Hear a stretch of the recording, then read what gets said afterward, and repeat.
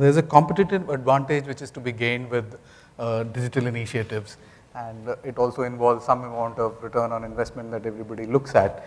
So if you could start as to what's been your experience, maybe Anup, if you could start as to what's been the experience with iDirect on this aspect. I think, from ICICI Direct perspective, we have been a digital organization since inception, and the competitive advantages are well known. We continue to be a market leader with a wide margin, and I think one of the reasons why we are market leader is because we think very differently from the other, at that point of time, traditional brokers. Now, of course, there are many people in the market who are doing a good job, but at that point of time, I think we were very different in the way we were thinking, the way we were architecting our business. And this whole digital thing is as much external as it is internal. So it's a different way of thinking.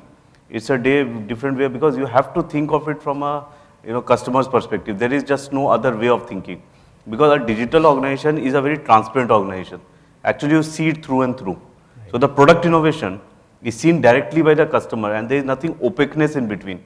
I think this issue of investment depends whether you're born digital or you are becoming digital. In a way, ICICI Direct, I recall when it was coming into being, was consciously born as an online platform.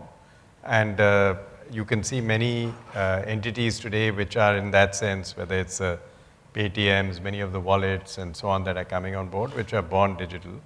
If you are born digital, typically your funding structure, your the duration, if you like, in which you're expected to drive ROE, expectations from stakeholders will tend to be a little different. If you're an incumbent, typically you're also protecting existing revenue streams, existing franchises. Sometimes you have to make decisions about cannibalizing existing revenue streams as you accelerate and so on. So there's definitely a much more complex set of decisions. And you have to try and find a way to turn those options into advantages as opposed to encumbrances. One, of course, as mentioned earlier, that denial versus forward looking.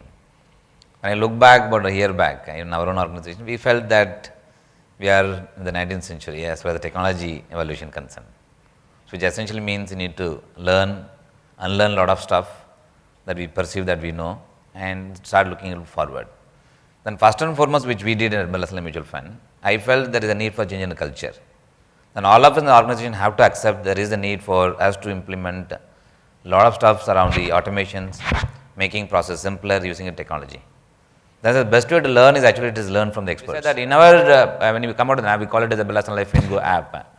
When we did that, it has to have some kind of differentiated feature for both for the distributors and customers to choose.